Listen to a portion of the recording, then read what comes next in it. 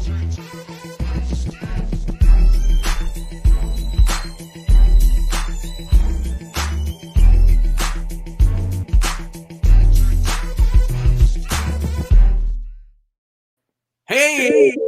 it's Monday. Yes, it's Monday. It is Monday. You know, it's funny. That could have been a joke for the longest time. Like, that doesn't tell you the day. But these days, I'm guessing it's some kind of a smartwatch, and it probably does. Yeah, it does. Tells you everything, probably. The date, weather, your blood pressure, everything. But going past that, welcome, Lord Cash. Welcome, everybody else, to New York Nerd Show's presentation of Slam Nation. Woohoo! You know, we are on the road to the Royal Rumble, which will ultimately lead to the road to WrestleMania, and then the road to Backlash, which who cares about that? But road to WrestleMania, road to Royal Rumble, making that first stop. Are you pumped, Lord Cash? Royal Rumble is one of my favorite events of the year. It's definitely one of my top three, I think. Not sure what my other second one is, but of course WrestleMania being number one. Maybe Survivor Series. I think that's one of my other ones. But yeah, this is definitely my top three that I really, really do enjoy. It's always got the spectacular of, you know, everything that's involved with leading up to WrestleMania. Yeah, and it's the show where you're going to see the most superstars competing. You know, you got 30 men, 30 women on their respective Rumble matches themselves. That's 60. And then, you know, the main events and the side, you know, the undercard. You get to see almost everybody for sure, you know, this Sunday. Yeah, so it's going to be interesting to see. So far, I think there's been 13 men that have declared themselves part of the Rumble and 12 women that have declared themselves part of the Rumble. So we still got a little over half of them to be either announced and or surprise entrances. And that's the other thing that's great about the Royal Rumble is you get those surprises, those people that you haven't seen in forever, i.e. last year's breakout surprise entrance, Edge. Oh yeah, I honestly, Lord Cash, I'm like, who are you talking about? Oh yeah, the guy that was retired for 9 years. So yeah, when Edge came back last year, I almost fell out of my seat. It was ridiculous. Huge Edge head, and the fact that when he came back and his music hit, which took everybody by surprise. So I can't wait to see who is going to have that on both the men and the women, who's going to be that surprise entrance. You've got those people that are like, oh yeah, they're part of the roster too. I guess that's going to happen. Yeah. You know, what's funny, you mentioned how Edge last year was like the huge surprise. I think it was in 2008. John Cena was the huge surprise. He came back like 7 months early on his injury. And yeah, it's ironic because we're going to be talking today about the WWE special they did on the Edge and John Cena rivalry. We're going to be addressing that about halfway through the show today. Yep. So, but what I was hoping to do is before we kind of jump into it, since we are talking about Royal Rumble, I've got 3 Royal Rumble trivia questions for you.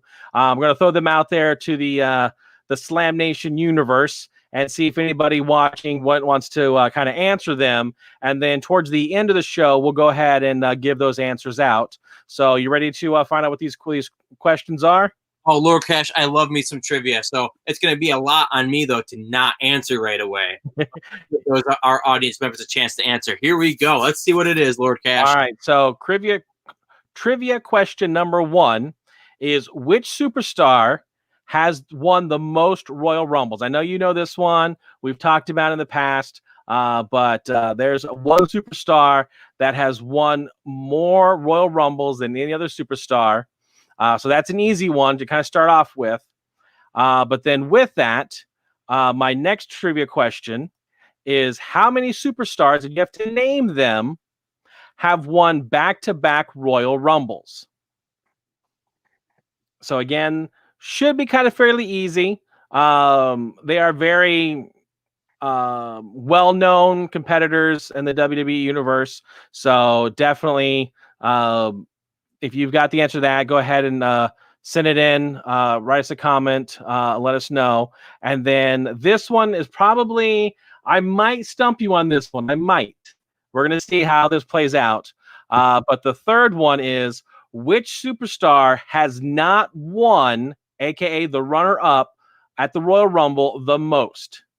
So this certain superstar has been the runner-up more than once, more than twice. I will tell you 4 times. Really? They were the runner-up to the Royal Rumble. And so that is not a clue by any means, the 4. All right, yeah. But yeah, this superstar 4 times was the runner-up and got knocked over, and then so that person won. So if by chance you can answer any one of these 3, by all means, please comment in.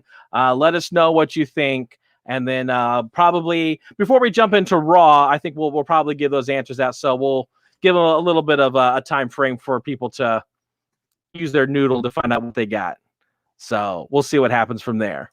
I mean, yeah, I'm really curious about that last one, Lord Cash, because I got a couple of people that are running through my brain, but you said it's happened 4 times. Yep. I went through and I was going through, and it's something that I popped onto, and I was like, ooh. And then so, trivia questions, I just see numbers and I just put together, trivia questions from it. Of course, Royal Rumble is all about the numbers. Yeah. They always do that package of, there's been this many people, there's been this many minutes, competed in, this person has eliminated this many people, you've got all those, it's all by the numbers. So when I saw this little sheet, it had all the winners. If there was anything spectacular about that win, whether it was, the first time, Ric Flair won the Royal Rumble, I want to say in '92, and was issued the WWF vacated title at that time frame. Yep. So again, it's all those little bit of things, that they throw in there. When a certain superstar won it for the second time, it was like, this is the first time it's happened consecutively, and things of that nature. So as I was going through it, also has like the runner-up who they eliminated to win, and I was just like, I noticed the same name 4 times, and I was like, okay, I've got my trivia questions. Nice. Yeah. So, I know it's not Santino Marella. He did get eliminated at the end by Alberto back in, I think, 2010. A personal favorite moment of mine. Yeah, he was a runner-up, but he only had the 1. Yeah. I think he only made it like all of his other appearances. He had like the bushwhacker spot where he just got eliminated immediately. Yeah, I think he actually took their record. Yeah, he got knocked out by Kane in like 30 seconds 1 year, or like 3 seconds, something ridiculous. And I think he took the record. Yeah. So it was it's gonna be interesting to see if you've got these. I know you've got the first 2. I know you've got those down. But that third one, I'm like, I gotta get you a little curveball, man. Well, if you see me kind of off to the side ignoring our conversations because I'm trying to figure it out. There you go. Well, we'll see what happens. Like I said, I feel like after we cover the John Cena Edge Untold series, we'll kind of dive into before we go into Raw. Oh, absolutely. But let's hit the ground running, Lord Cash, with unquestionably, at least I feel, is the show of the company right now, and that's SmackDown. Gotta love it. I mean, Roman Reigns is killing it over there, but he's got a really good supporting cast too. If he's ahead of the table, everybody's eating at that table is definitely pulling their own weight. What did you think of SmackDown this past week, Lord Cash? It was really good. I definitely have enjoyed it. As you said, it's definitely the prime show right now for WWE. Raw has kind of just tanked a little bit. Right when they were kind of getting some momentum, unfortunately Drew McIntyre had to take 2 weeks off. So hopefully, with him coming back tonight, that things will hit the ground a little bit better and be a little better. Yeah, exactly. You can only hope. I just wish Raw was down at 2 hours. I think it's kind of been a comment and complaint for a long time. It just kind of like it trim some of the fat and make it a little more flowing of a show. But again, SmackDown, though, a lot of stuff happening that, really to kind of tighten up what we're doing for the Royal Rumble pay-per-view and just give us an opportunity to do a lot of character development, like whether it be from Kevin Owens, even Adam Pearce, and not Shayna Baszler, but Bianca Belair and Bayley. A lot of stuff happened for those, wrestlers, those characters, and we'll be touching on that tonight. Yep. So we'll go ahead and kick off our first match that we had, and that was with the tag team champions, Asuka and Charlotte Flair, going up against the Riot Squad. Now, this was a non-title match. So that was that we had that, and of course, Billie Kay also came out to kind of as the manager-esque type of person. Yeah, but they don't want her in any of those roles. I think it's pretty clear. She's just out on her own. So, unfortunately, with her being out there, she kind of got in the way, distracted the ref from when one of them was going to go for the pin. I believe was Ruby Riot. And so, with that, unfortunately, for the Riot Squad, Charlotte and Asuka were able to get the pin. So, I'm just curious because they really had not nice things to say to Billie Kay. And for sure. I'm just curious. There's a lot of stuff that with multiple tag teams where communication just is not key. They're just not getting along at all. Like a bunch of tag teams. That's kind of the common denominator. Just stables of sorts are just not communicating, not getting along. So I'm curious to see how all that else is going to play out. Yeah, no, I agree, because we'll talk about in Raw, we've got the Hurt Business that are kind of going through a somewhat similar storyline where they're not quite communicating well, but they're successful. The Riot loses all the time, so I think that's kind of interesting.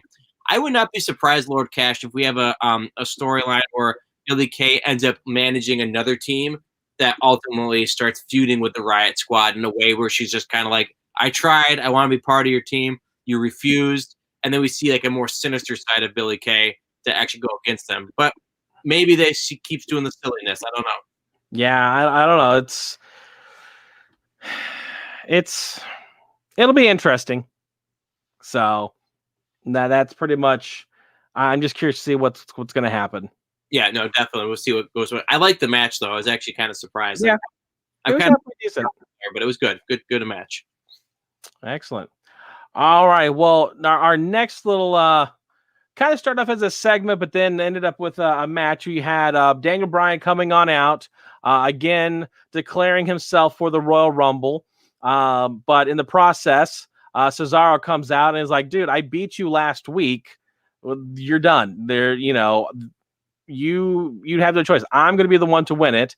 And to say it, I'm going to issue an open challenge. Dolph Ziggler came out. And so they got into a match, and they gave a little bit of a show. It was a great match, and I didn't realize till after the match was less than 5 minutes. It was a really strong match. I'd love to see something bigger from these guys, but if you go on the WWE roster and just say all right, who are two guys who can have a match with anybody? Ziggler and Cesaro's name always will come up. They had a great showing, and I do think personally, one of those two has a pretty decent dark horse pick to possibly even win the Rumble this year. Maybe I'm stretching, but I personally think Cesaro actually has a little bit of a chance to pull it off. Yeah, that was going to be the question I was going to ask. Now that in 2 weeks in a row, he's beaten Daniel Bryan, a possible fan favorite, and then Ziggler, who's, but do you actually think that he could actually be one to go all the way and win the Royal Rumble? My thought on this, Lord Cash, I think so. Realistically, I think Daniel Bryan's going to win it. That's my overall pick. I could see them going with the story of Cesaro and Daniel Bryan coming out either 1 and 2, or at least very early, and they both just go parallel the entire show, the entire Rumble, and then it actually comes down to them both. Or they're both in the final 4. But you have that storyline that they can handle it because they have great endurance. They can handle it because of their ability to wrestle and keep things interesting. I really could see them going neck and neck, and we would see which one of the two they go with, because the WWE is doing 2 nights, first of all, and they've proven in the past that they'll do the main event in the beginning. The Royal Rumble winner has opened the show before, like with Edge, when Del Rio won and fought him at WrestleMania, I don't know, 28, something like that. They've proven they might open a card with it. So like a guy like Cesaro might not be able to like actually main event at the end of the show. He might start the show and get his his shot. Again, I'm a fan of his, so I'd like to see it, but I do think that they're gonna both have good showings. Yeah, I agree with that. Definitely, I would say that if I had to pick like 5 people that I would put money on, those are probably 2 of the people that would be in my top 5. Yeah. So, but we'll just see. We've only got 6 more days to wait. So next Sunday, woo! A lot could happen before now and Sunday. Yeah. Oh, of course. So the next match probably was one of my more favorites of the matches, just for the ridiculousness of it. Absolutely. So it was, of course, a stipulation that Sasha Banks said that if you want a match with me to Carmella, then I get a match with your with Reginald. Yeah. So I love this dude. I don't know if it's just because of his, his charm, his athleticness to him, just the flips and everything. I thought he was fantastic. I kind of thought, he's on par with your Kofi Kingston, your Xavier Woods, that could possibly be a member of New Day. I want to see him get a genetic test and see what portion of his bloodline is cat. Yeah, everything. Yeah, it was absolutely ridiculous. All the stuff that he was doing, just flipping over, doing this little cartwheel, whatever. I thought it was absolutely fantastic. Unfortunately, all of that was no match for the bank statement. And of course, Sasha Banks was able to issue that to him and made him tap out. So unfortunately, that is how the match ended for Reginald. But I, imagine that there is going to be a title shot now for Carmella in her future up against Sasha Banks. Yeah, they did announce that she's getting it. However, they didn't say if it's at the Rumble. I wouldn't be surprised if they have it penciled in for the Rumble, and then they're just going to kind of make a change if like the time permits, because it's a pretty loaded card already. But it could be at SmackDown too on Fox. Either way, she's going to win the belt next time. Much like the Kevin Owens statement I made last week, like you can't have this guy, this one wrestler, fight so many times and lose every time and not lose credibility. I think that Carmella is her 3rd or 4th shot. She's got to pull it off this time, and Reginald's probably gonna get involved. Yeah, I was gonna say, now that she's got someone in her wing, that seems to be her forte. When she's got someone kind of backing her up, that's when she wins. Yeah, good old James Ellsworth back in the day. Yep. So we'll just kind of see how that plays out, and I foresee that when she does get the match, she's going to walk away with the belt. Yeah. So, alrighty. Well, it is now time for your favorite. I'm not sure how exactly to describe him, but your miscreant probably is a good word to use. He's the voice of the voiceless. There you go. He is the savior of SmackDown. Yeah, this guy, I never liked him before. For the longest time, was not a fan. I absolutely love Sami Zayn ever since he got heel. This was great. Like, he's just, everything he does is so creative and like awful, but he's fantastic. Yeah, he was out there most of the night doing his documentary for how he's been mistreated, and he's like went on a strike. So he was out there yelling at the new IC champion, not even new anymore, but Big E as he fought Apollo Crews. And you knew it wasn't going to end clean. You knew somehow Sami Zayn was going to get involved, and that is exactly what he did. After a couple minutes of good power moves and this backflip by Apollo Crews, who's just crazy athletic. Both of them are. Sami gets involved. He causes the match to pretty much get ended by disqualification. Just gets thrown out, and then he rails on both of them with his haluva kick, as we'll see in a moment.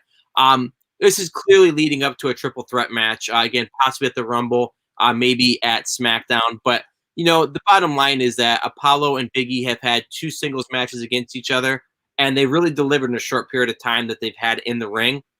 So throwing Sami Zayn, who's also shown incredible ability to be the third man, I think you're looking at a pretty good Intercontinental Championship match. And I gotta say, Lord Cash, I know you don't like him.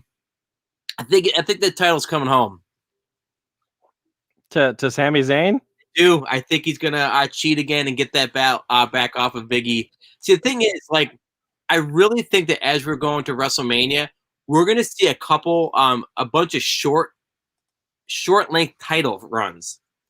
Because I think Reigns is going into Mania with the belt, but I think there's going to be a pothole along the way, and Kevin Owens is going to pull off a small little reign. Carmella's the same thing. I think Carmella is going to hold the belt for a short period of time. Banks is going to still have the belt going into Mania. And once again, I think Big E's going to Mania with the belt, but I think Zayn is going to take a little cheap second reign off of him. Could be wrong, but that's just where my brain and my gears are rolling right now and how they're cranking. I feel that all these different characters are looking to possibly pull off a little short reign between now and April. That's an interesting theory. I think a little differently. Yeah. I actually think that Apollo Crews is going to take the belt. Okay. Mostly just because of the fact that the interaction that he has had with Paul Heyman on Talking Smack, that I don't know if you got a chance to watch this last week's. Pretty much Sammy was talking, and then Apollo kind of comes out and is like, no, continue. Go ahead and talk. You interrupted my match, but I'm just going to stand here and let you finish. And pretty much Heyman is like, you need to go get the Intercontinental Champion, and then you take care of him. And then, of course, he's like, I'm going to kick his butt, and then I'm going to go get my title. And walks away. And Heyman just gets the biggest grin on his face, like, yes, I've gotten to him. I've motivated him. He is going in there to destroy, everybody. And I think that he's going to get that push and take the belt. That I'm glad you said that, because it's funny because they didn't mention it much on the main SmackDown show this week. I had actually forgotten about the Apollo Crews, Roman Reigns, Heyman connection. Yeah, you're on the money over there. So that is my prediction, and we'll just have to see what happens. Let's put money on it. No, I actually think that you have a better prediction than I do on that one. Actually, now that you really play it out. So, all righty. Well, our next event is, and I'll say the word event because it really wasn't much of a match. But was our Bianca versus Bayley, the little obstacle course thing that they had set together. This was interesting, but you pretty much can call it right off the bat of what was going to happen. Bayley comes out and leads the way. I'm just like, I'm going to go first. I've got a little obstacle course where you got to do a hurdle. You've got to go around, barricades, carry, do a fireman's carry, which of course, had Chad Gable. You've got the little 400-pound thing. And of course, when Bianca goes, her hurdles are much higher. She has to carry Otis. I saw it coming, like you said, Lord Cash, but like she didn't even flinch. She just like picked him up. It's like, okay, I just walked with him. And I'm like, that was surprising to me. Because I mean, Bianca Belair is a beast. She's incredibly athletic. She's done a lot of things in her career, even prior to wrestling. So I'm not surprised that she could lift him. But like, she didn't shake. It was just kind of like, and we're done. Yeah, it's like me picking up. I can't even say me picking up my dog, because I even like lose my grip on my 15-pound dog a little bit. I have to kind of regather. No. Otis was just kind of like, oh yeah, gets on. It's just, oh, a turkey ride. I miss Otis being really ridiculous. I don't think they're doing enough with him right now. No, they're really not. So. But I have a feeling that's going to be a match. If there's not going to be an actual match at Royal Rumble, definitely will carry over into the February pay-per-view because I know they're both going to be in the Royal Rumble. Someone's going to eliminate the other. It's going to. Do you think one of them has a chance to win the Women's Royal Rumble? Yeah, I kind of would almost. If I had to say one or the other, I would put my money on Bianca. See, we're on the opposite ends on this. Like, so you went for Apollo over Sammy. I mentioned the short title reign for Sasha Banks. Personally, I think Sasha Banks is going to have that, that little blip against Carmella. She'll get the belt back, and then we're going to see Bayley versus Sasha Banks at WrestleMania. Maybe main eventing like night 2. Okay. Yeah. That's I would not be unhappy if that was the case. So we'll just have to kind of see how things play out. Because you talked about last week, right? They have like Sasha and Bayley have such history. Yeah. That was one of the things we covered last week, and I could see them finally getting the opportunity to main event the rest of WrestleMania this year. Because again, I think it'd be a nice tie-up of what they've been doing over the past, 6 years. Yeah, would definitely be nice to see. So, our next match, I did call last week. You did. You had the money.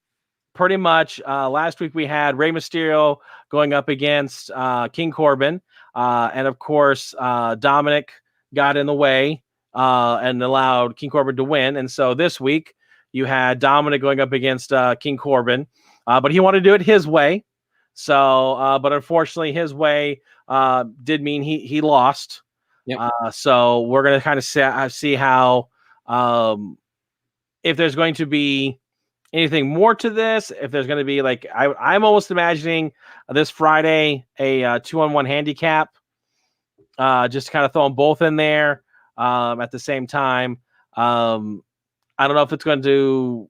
It'll probably spill over into the Royal Rumble, but that's what I'm predicting is going to happen. Like you said, the spillover, Lord Cash. Like the thing that's exciting about the Rumble this year is that there's all these different wrestlers in it, but they're doing all these little side storylines that I think will keep like the actual flow and interest throughout the night, because it's like every entrant is going to have like something going on in the ring that they're going to be addressing, which I think is pretty cool. So we've talked a little about like some of our past Royal Rumble winners. I mean, one of the best things I was watching Royal Rumble '96. I know we're kind of all over the place on our time, but was just like there's an interwoven storyline. There's like Stone Cold and Bret Hart had a feud, and just there was a moment where they came face to face, and like that's what you look for in the Rumbles is like these rivals coming face to face, and like like you said, the Mysterios are going to come face to face with Corbin, and I wouldn't be surprised if something happens and they continue their little like argument and fighting between the two Mysterios, again leading to a match at Royal Rumble or WrestleMania. Yep, is definitely could be in the cards. So, I do think it's time for the main event of SmackDown. So we pretty much had in this case started off with Roman Reigns and Paul Heyman coming out talking about what happened with Adam Pearce last week. They weren't really happy with the way they pulled the wool over his eyes. But unfortunately, Adam Pearce and Paul Heyman kind of got each other's face, and Paul Heyman challenged him to a match. And in the state of Florida, verbal contract is binding. So, but unfortunately, Paul Heyman had a little plan of his own. They did the match subject to change, and in fact, Roman Reigns took the place of Paul Heyman. But of course, unfortunately, Kevin Owens was told to not bother showing up. He did anyways, and kind of got in the way of their plan. Oh, he trashed Roman Reigns. Like he absolutely he did the power bomb, did a couple stunners. I actually really liked he's the first person I could think of that actually reversed the Superman punch directly into a move. Like he caught him and put him right in the stunner. I just thought that was cool. It could be wrong on those reversal numbers, but they're really making Kevin Owens continue to look strong. And he had an interview when he was like kicked out of the building where he was talking about like why he won't stop fighting. And it was like a real story. He talked about how his grandparents, with the knuckles, there's like the initials of his grandfathers. And again, it gave that, wanting as a fan to even want Kevin Owens to win even more. Yeah. Help to get behind him. And again, I think he's going to win it. I think it's weird because typically booking can be predictable, but in this case, it's not. I really think that Reigns could drop the belt short term to KO. I think he if anything, so again, I do think he's going to win it. I think he's going to hold it going into WrestleMania, but then he might lose it if the feud is still going on with him and Roman Reigns. Okay, so you think they might have an actual rematch at Mania? Yeah. Okay, all right. Yeah, we'll have to see because again, there's a lot. WrestleMania is like 2.5 months away. A lot could change. And but they're doing 2 nights. So it's gonna make it a big deal, like we talked about last week on the show. They're having fans. It's gonna be a much bigger production than it was last year. So I think WWE is gonna pull out all the stops, and we'll talk a little later in the show. Now that they have even bigger news as a production company, yeah, WrestleMania is gonna be big this year, and I'm excited to even start fantasy booking it now. Well, that pretty much covers Smackdown. We're going to talk about the WWE Network series Untold. Last week, we talked about covering one of the episodes that featured John Cena and Edge and their rivalry they had back in the mid 2000s. I think it was like 2006. I believe so. Yeah, it was like 2006 to like 2008, 2009, something like that. But it was like at the beginning of like the peak of like the ruthless aggression era, so to speak. Right. But yeah, these guys had some real bangers of matches and a lot of interesting storylines. Some were pretty controversial actually at the time and even now. Yeah. What was your overall thought on the episode? So I thought it was like I like just going back, right, and like watching and see like how they actually work together.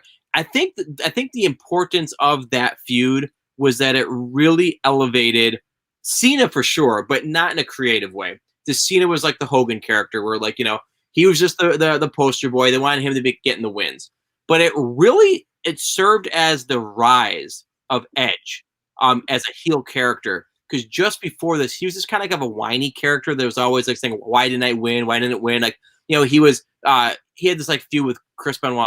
That's what we want to talk about him. But and Shawn Michaels. That leading up to this, they don't talk about that in the documentary. But that's really where his entry into the main event scene was. He didn't have any like actual he didn't do anything. But then once the Cena thing came along, when he beats him for the Money in the Case briefcase, and he beats him for the championship at the what the heck was it? The New Year's resolution. Yeah. That really cemented Edge as the opportunist, the ultimate opportunist, and it really made him smarmy.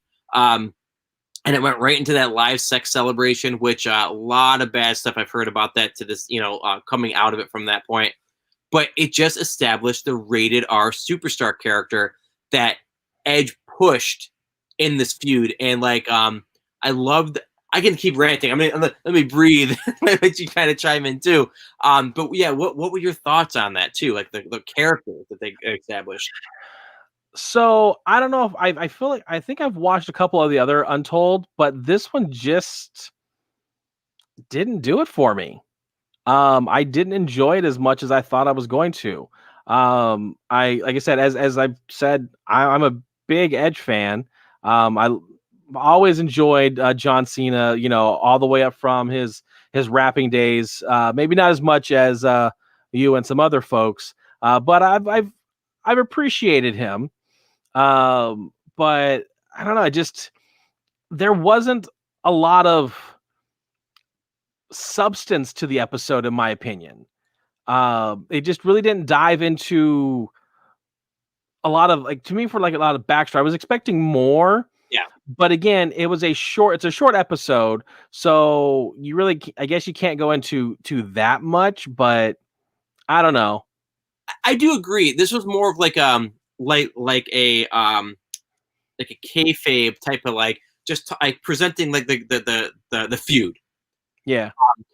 But there was a couple nuggets of behind the scenes things, particularly when Lita and Edge went to John Cena's childhood home in West Newbury, Massachusetts. I've been there, not to the home, but to West Newbury, and it is like literally that one traffic light town. It's tiny. So right. To go anywhere in there and probably ask like, who John Cena is, they're probably like, oh yeah, no, it's my grandmother's favorite wrestler. I don't know, whatever. They would be able to tell you a story. Right. But I love they talked about like how like serious the father took this. Like yeah. He really wanted to get into it. He really wanted to be a character. But also they talked about a certain challenge that Edge had after going and visiting West Newbury. a little bit of he had a little bit of a bellyache. Did you not pick up on that part, or did I catch this on an extra thing? He basically got food poisoning while he was in West Newbury. No, that was not even mentioned in the episode. Really? Yeah, because they had additional interviews from that. So yeah, that was the thing I took away from it. Basically, they stopped to get something to eat on the way out of there because he had to go straight to Monday Night Raw. right. So he got something to eat, and they ended up getting food poisoning. Oh no. Yeah, so the next night or that night on Raw, he was definitely not. He's a little under the weather, and basically he makes a joke on the interview that basically he thinks that he got intentionally food poisoned because he was in Cena's hometown.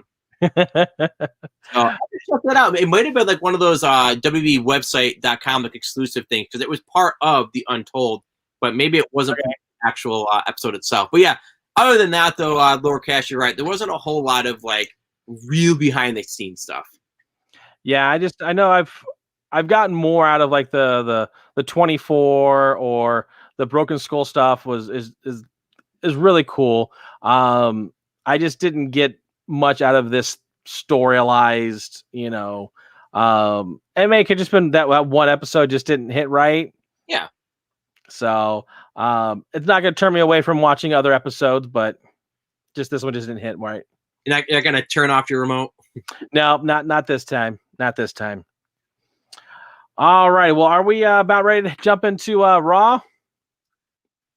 Yeah, last week was a little eventful, especially in the main event. And this week there's a lot planned. I mean, as we'll talk about, we do have some Drew McIntyre is coming back tonight, to kind of set up for his main event, as we'll talk about. And yeah, I think Raw has a lot to prove tonight because they have to really establish their main event scene going into the Rumble because, again, there was that absence of Drew McIntyre and the confusion of the initial Goldberg altercation when he came out at the end of Legends Night.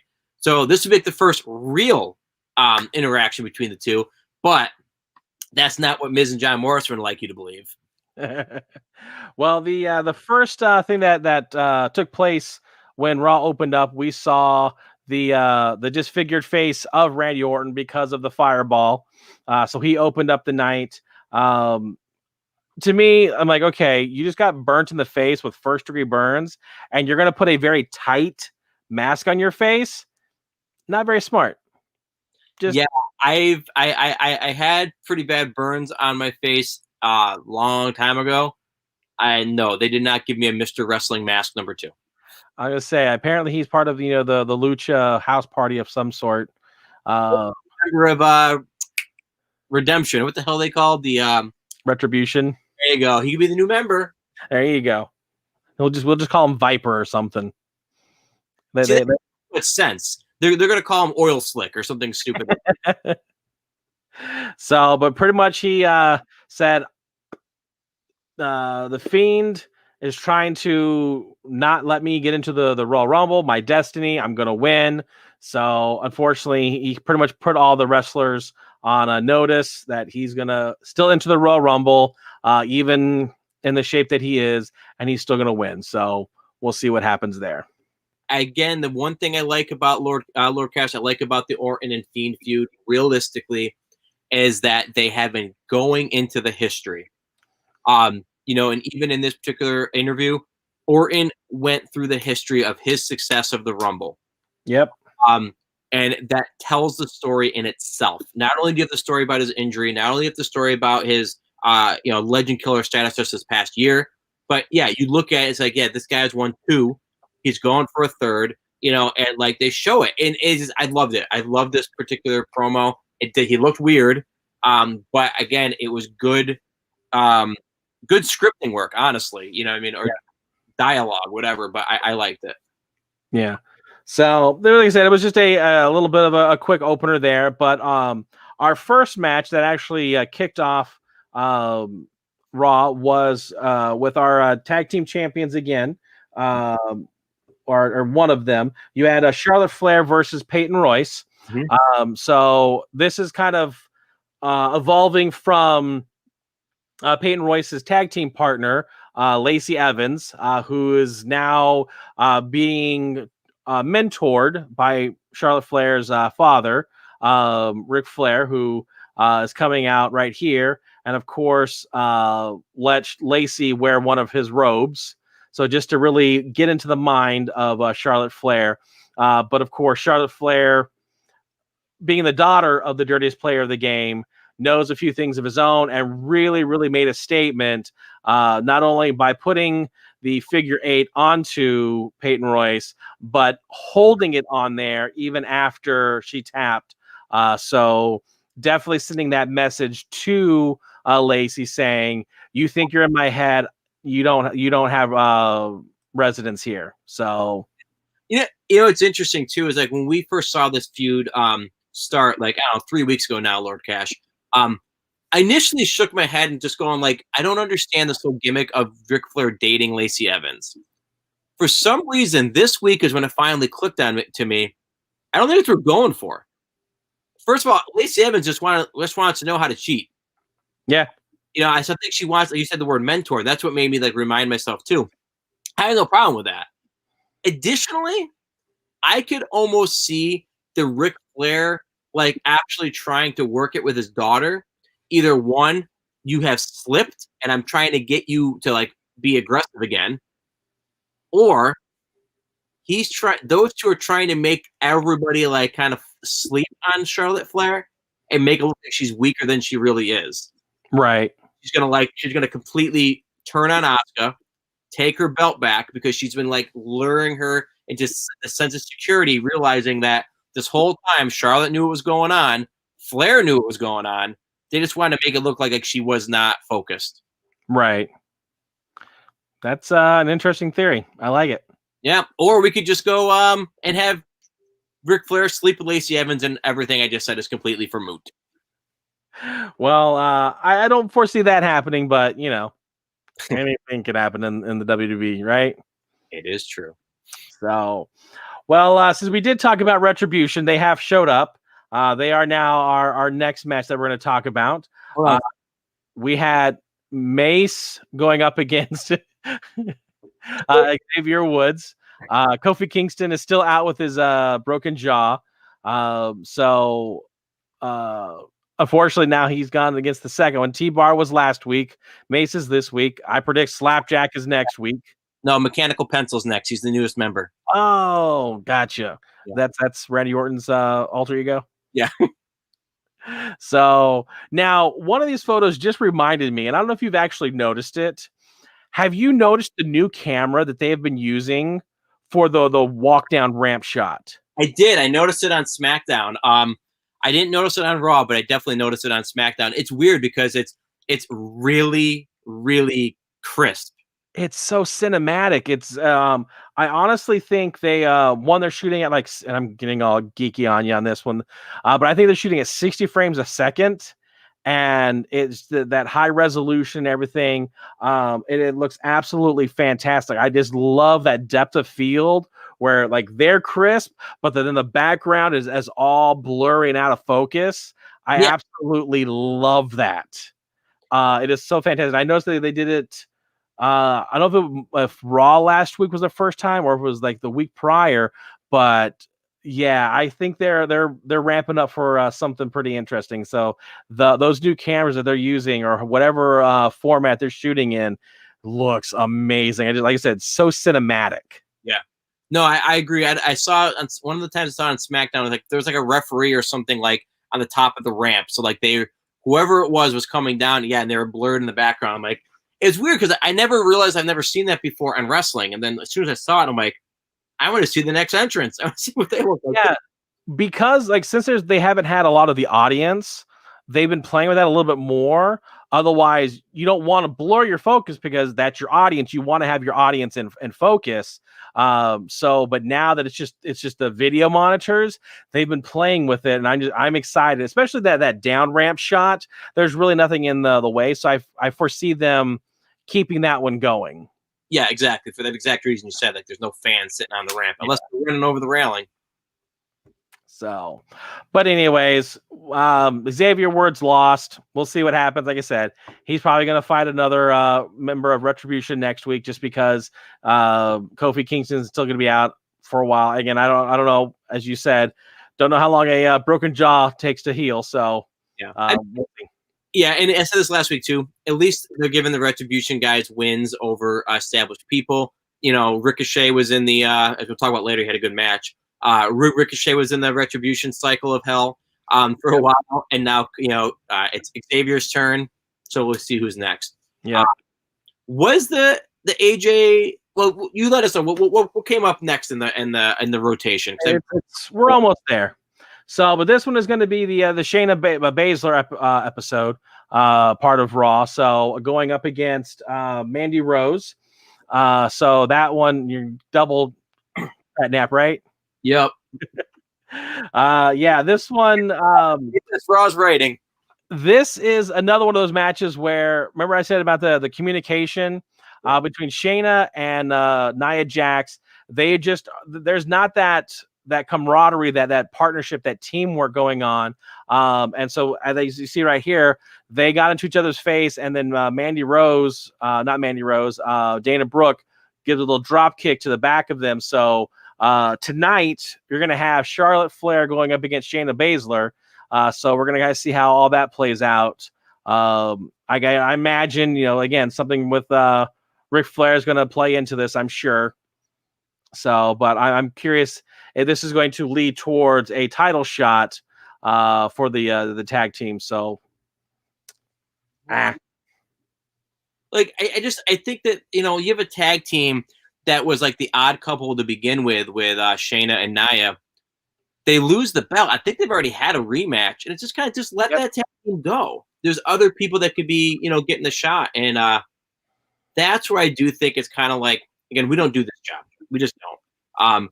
But like it's kind of like the repetitiveness. I'm trying not to use the L word, but it's like it's that comfort. Like just stop booking that tag team. Yeah. When you come to work on Monday, just say, all right, let's just put somebody else in there. But that's why I did like that that Asuka and Flair went to SmackDown to defend the belts, because I felt like it was a little bit fresh. I liked seeing them in another environment. But yeah, we'll see the match tonight. I mean, Charlotte Flair and Shayna. That'd be good, I guess. But, yeah. Well, the thing that was nice is this is technically a WrestleMania rematch from last year. Serious? Oh, jeez. Because yeah, I forgot. Because Shayna had the NXT title, and with Charlotte winning the Royal Rumble last year, she challenged for the NXT title at WrestleMania. No. It was she challenged for the NXT title, but it was Rhea Ripley had it. You are correct. My apologies. No, don't be sorry. Shayna did, I believe, fight at WrestleMania for the belt. I think she fought Asuka, didn't she? Or was it Becky? I'm going to just back out because I've already gotten one wrong. I don't want to get two. Right. WrestleMania last year was the WrestleMania that time forgets. So now I'm gonna watch it. I can't remember what. Yeah. Anyway. Hey, remember that Ricochet guy you were talking about? Yeah. I think we got a match for them with him and the old AJ Styles. This was such a good match. No surprise that it would be, but I know we're getting there. Oh, this was ridiculous. He does a Ricochet moonsaults over AJ, lands, and then German suplexes him. I'm like, it was a little like odd to even like make that be like somewhat feasible and pointless. But anyway, I don't want to take up the time in the sense of the finish. The finish was phenomenal. Phenomenal. Yeah, I went there. Well, yeah, no, it was like a springboard Styles Clash or something like that. It was ridiculous. Yeah. He basically, Ricochet went for a springboard. He got his leg swooped out from under him, and he bounced off the rope, and AJ caught him off the bounce into a Styles Clash. It was so smooth. It was pretty. Yeah. I kind of just I usually go through WWE like the match results, and I usually try to just like watch the final clips just to kind of refresh the old noggin. And I saw that, I was like, oh, that was pretty. I think I forgot. I don't know if I caught that on the first go round. Yeah, my eyes were glued on that match just because I know how well those guys can wrestle. And I doubt you've seen it. honestly. But if anybody that's watching right now has not had the opportunity to see it, what got Ricochet on the map for WWE back in the day, he was on Lucha Underground as Prince Puma, but he also had this like ridiculous 6-star match against Will Ospreay. It was a New Japan Pro Wrestling match. If you ever just get a chance, it's Ricochet, Will Ospreay, New Japan Pro Wrestling. You will see wrestlers that somehow defy gravity, literally. Like not jumping off the top rope. They are just doing these like ridiculous standing flips that don't make sense. Like you just watch it and it's like, it doesn't seem possible. So knowing that, I knew Ricochet and AJ Styles were going to light it up because of their ability to really do crazy things. Yeah. And I wish it was longer, and we'll see if Ricochet actually re-signs with the company. We might see an actual, proper feud in the future. Yeah, it was really nice. So, it's time. We have to go there. I just want to apologize to everyone, but it is the dirt sheet time. I laughed at this one, and I think it's because I was just desperate for humor. Right. Terrible. Super predictable, but I am a fan of Gilbert. Anytime that scrawny little goofy dude could come out, I'm all for it. It was stupid. Yeah, this was terrible, though. So do you even know who this is? Am I supposed to? It's David Krumholtz. Huh? Am I supposed to? Yeah, so it's funny because Tuesday night we watched 10 wait a minute. 10 Things I Hate About You with Heath Ledger. Okay. And he's in it. Really? And yeah, it was the weirdest thing. It's like, dude, I just saw you on Raw. What happened to you? You know, it just was the weirdest thing. Like he's so there's the two sisters. Okay. The younger sister, the guy that was trying to date with him, which is what's his name? I'm blanking. Wow, I hate that because it's Heath Ledger, and then you had I know I should have wrote down these notes. But yet another one of the other actor in there that his best friend that shows him around the school and everything, that's David Krumholtz. Huh. So, and I almost want to say he was in Numbers. Okay. See, so find the fountain of youth. He apparently found the fondue fountain. Yeah. I was listening to you talk that whole time, Lord Cash, hoping that I wouldn't trip over that joke. No, no, that's fantastic. But yeah, unfortunately, not sure what happened with him. So, but we're gonna move on to the Hurt Business and what they had going on. So it was a Hurt Business versus Riddle versus a Lucha Party, and again, communication. These two guys right here, Shelton Benjamin and Cedric Alexander, just are not on the same page, which stinks because they are the Raw Tag Team Champions. it was a good match, but I got to give a request to the WWE. So if you're listening, when you show your matches on Raw, please put a lower third that has the date, because your matches are exactly the same every week, and I can't keep track of what week I'm watching. Thank you. There you go. That's your little PSA for the day. Riddle kind of the Lucha House Party kind of tapped out through the full Nelson and by Bobby Lashley. So Riddle kind of didn't like it, and so he kind of kicked everybody, and so now he's got to run the gauntlet of everyone from the Hurt Business to see if he can actually get a U.S. title chance in the future. So we'll see if that happens. Do you think he's going to run the gauntlet? Yeah, I totally do. What I think is going to happen, he runs the gauntlet. He'll beat like Cedric in the beginning. He'll beat Shelton second. And then the third match, he'll be about to beat whoever. And then Lashley's going to come in and cause a disqualification, like stupidly, but making it so that, he gets in there. I think that he's going to run the gauntlet, though. Yep. So you? I think he's going to win it as well. So kind of the same thing where he's going to be almost there, and then of course he's going to get Hurt Business is going to get DQ'd for the last one, on whether or not it's just Bobby Lashley's like, nah, just everybody get in there. I'll take him. I'll beat him. It doesn't matter. Right. So, there is another match by Jackson Riker and Jeff Hardy. Again, put that timestamp on the bottom. I'm gonna say the exact same thing. I'm like, please. Hashtag timestamp, please. So, but since we've only got 5 minutes left, I do want to go ahead and make sure we cover the last bit, basically kind of the main event of last week. And that was Alexa Bliss invited Asuka on to go to her playground, which got a little weird. Basically, there was 2 swing sets, and Asuka was about to sit on one of them. And pretty much Alexa yelled at her, says, like, don't do that. And even she invoked the name of Yowie Wowie, and that just set her off. Right.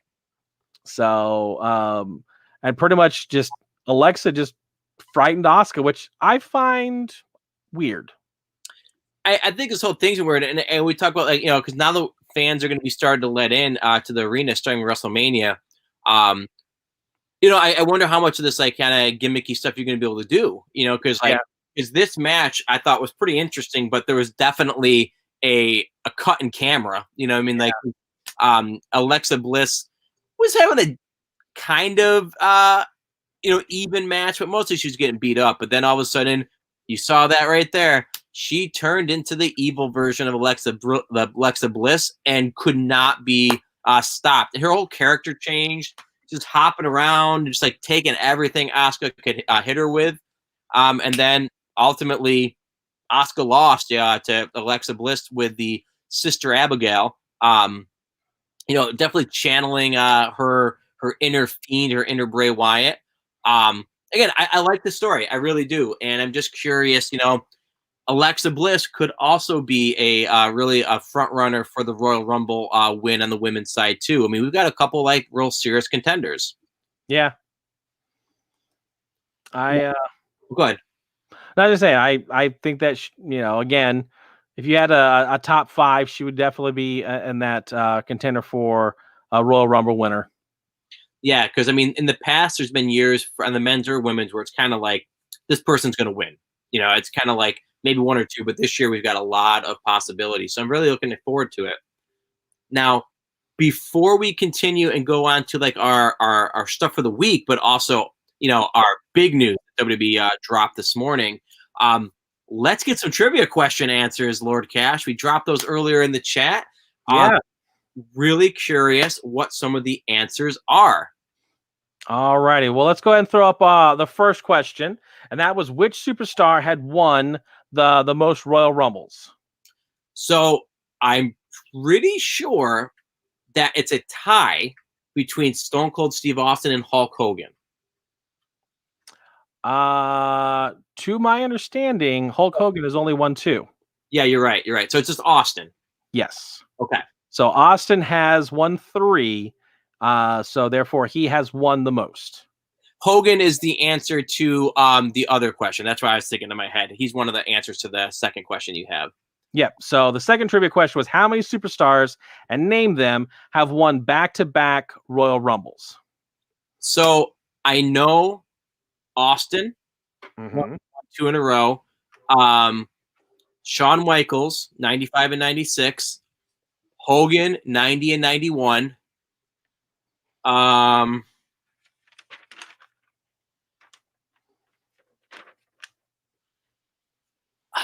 I want to say, because Roman Reigns did not win it back-to-back that I'm aware of, because I think he got dumped on the year he could have won it back-to-back. Am I correct on that? Possibly. I don't have him, so he's only won it once. Exactly. I think there was the following year he almost won it, because didn't Triple H win it the year after that? That one I'd have to look at my cheat sheet. No, you're fine. I do believe it's those 3 though. I believe that it's Shawn Michaels, Hulk Hogan, and Austin. That is correct. Yeah. Or I'm sorry, correct. Is how it goes, right? Yes. All Oh yeah. Morrison and Miz. Yeah. All right. So here now, and the other thing with that, since I was going to throw in there, these are the ones that have won them back to back, but you also have Triple H, Randy Orton, John Cena, and Batista all won twice as well. Yes. But they just weren't back to back. Exactly. So now here's question number 3, the potential stumper of the night. I'm taking great joy in this, by the way. Which superstar has not won which is, aka the runner-up to the Royal Rumble the most? I think I'm correct, but I'm going with Kane. Kane was the runner-up only once, and I believe that was in 2001. That was to The Rock. No. It was Austin. I don't know. Okay, we'll go with that. I got my list of runner-ups. I don't have the list of the winners. All right. So, Triple H, Big Show, HBK, and John Cena were all runner-ups twice. Okay.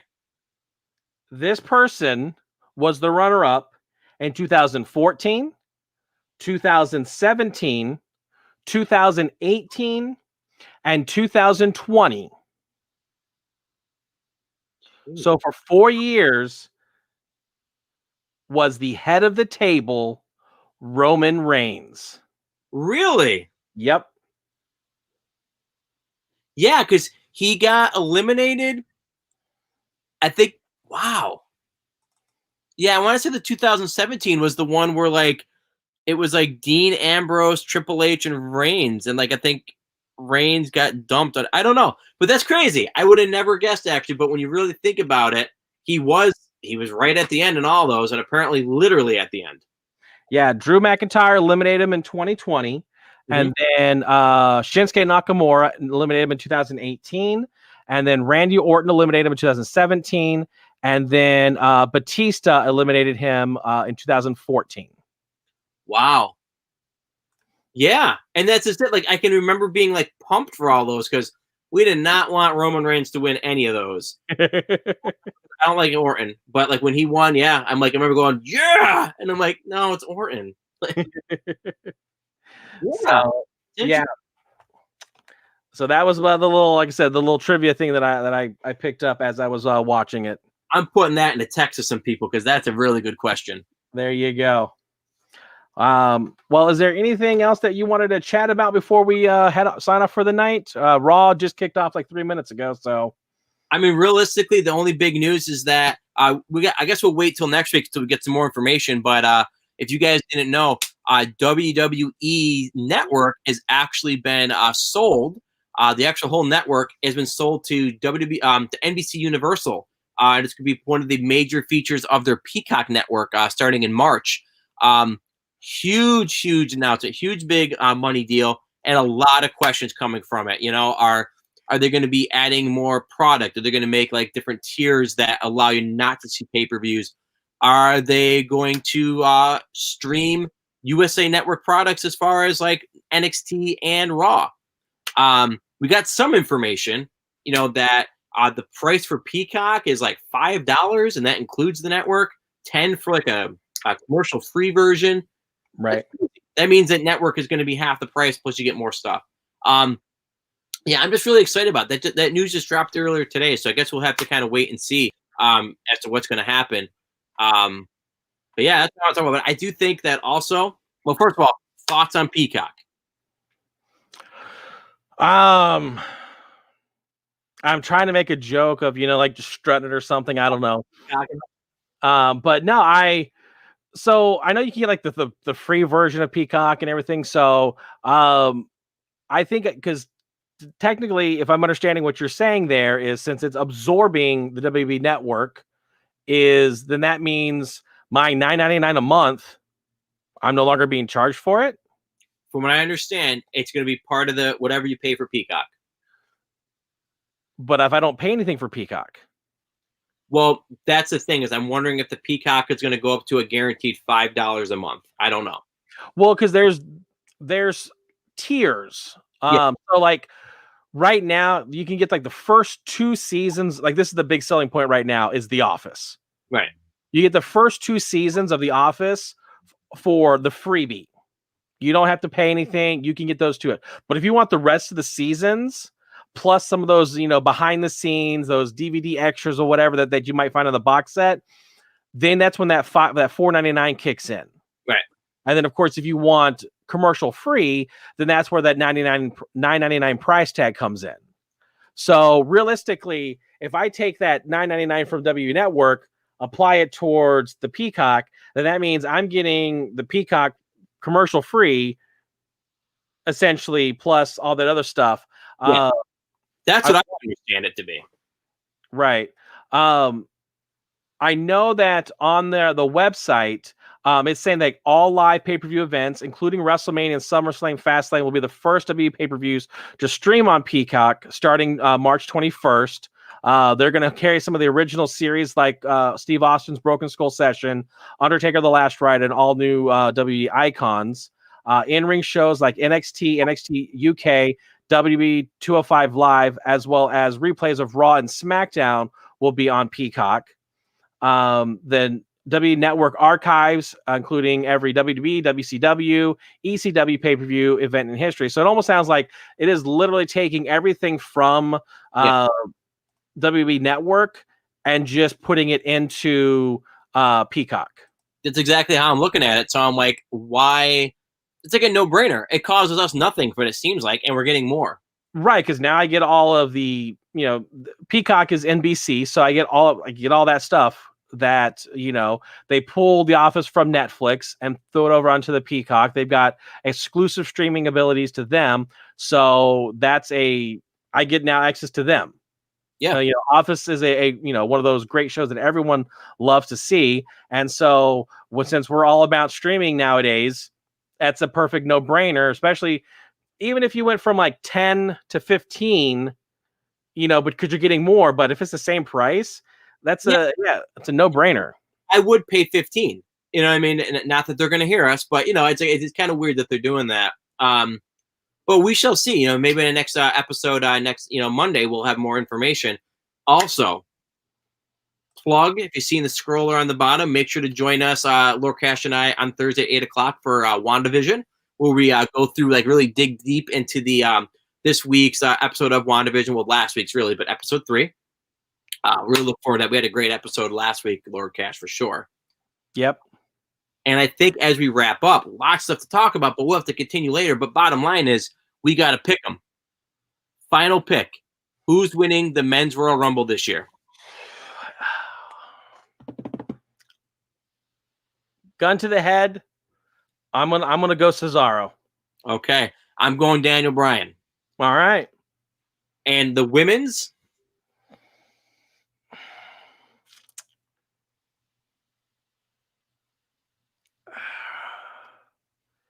Put me on the spot.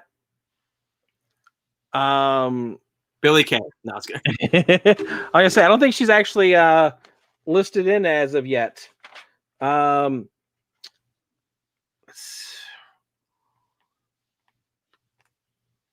trying to go. I'm kind of going my top 5, whether Charlotte, Bayley, Bianca.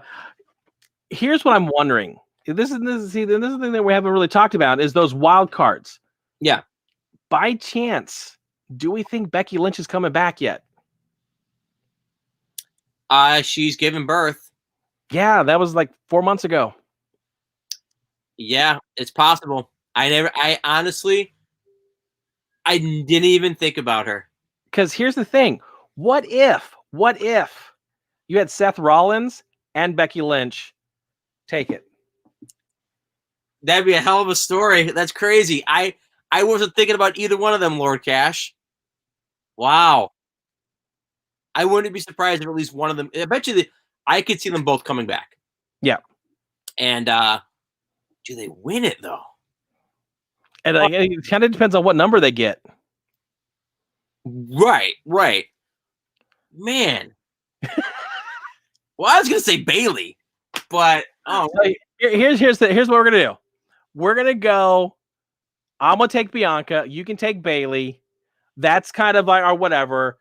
Who with the number of the people that have actually registered for the Rumble, that's who we're gonna go with. I'm gonna go with those two as wild cards, provided they actually come back. Man, imagine next week, because we're going to be covering the Royal Rumble next week. Man, I'm gonna have to think about that one now. Love what I can do with stuff like that. Yeah, seriously. Well, that's a great way to end the show. I mean, obviously, guys, you can check out the Superstar Showdown. I think it's called tomorrow, 8 a.m. They're doing the show from India, 9:30. Superstar Spectacular. So that'd be a kind of an interesting little precursor to the Royal Rumble. Although it's a lot of like natives of India that are performing there with some of the mixing of the superstars from the United States branch of the WWE. But man, you just rocked my world over there. I got to think about this Becky Lynch thing. Well, we're going to go ahead and sign on off, and we're just going to kind of run down a few things. Catch us next week when we cover Slam Nation right here at 7 o'clock on Monday nights. All That Pat joined by Bitter Ritz on Tuesday. They do W2K18 or Battleground for the Rumble for the Riches. We do have on Thursday night at 8 o'clock. We have the iStream, Ustream, where, as All That Pat just mentioned, we do cover the weekly episode of WandaVision and other streaming series moving forward. And, of course, All That Pat and Bits of Ritz, they've got some cooking stuff that they do with Every Plate, Blue Apron, HelloFresh. And I'm almost there. I had a little bump in the road this past week, but I'm going to be doing some unboxing for you with Funko Royalty. And in fact, I got a little surprise for Oh boy. Want to unbox it right now? Yeah. Just got this in the mail just today. And since it is fitting, it is the Biker Undertaker. Oh, nice. So he's got his little outfit on. Kind of can see it there. Yeah. So this just came out. It was an Amazon exclusive. I pre-ordered this a long time ago. It got canceled. I had to pre-order again, and so it finally came in today. So I now have this is the third Undertaker I have. So it's gonna be really nice. No, that's yeah. I'd heard about it, but I haven't seen it yet. So very nice, very nice. So our very first unboxing right here, an exclusive to the Slam Nation. Awesome. It's funny. There was something that I was going to do as well based on one of our other shows, and I can't remember what it was anymore. But you got it over there, so love it. As always, guys, like, share, subscribe, ring the bell, all those things you could do on YouTube, Twitch, and Facebook, or just put your head out the window and yell real loud for All That Pat and Lord Cash. And if you're anywhere near us, we'll holler back. Enjoy the Royal Rumble. Enjoy your wrestling this week. And make sure to join us on Thursday, especially for iStream, Ustream. We can check out WandaVision with Lord Cash and myself. Have a wonderful night, and we'll see you next time. Take it easy.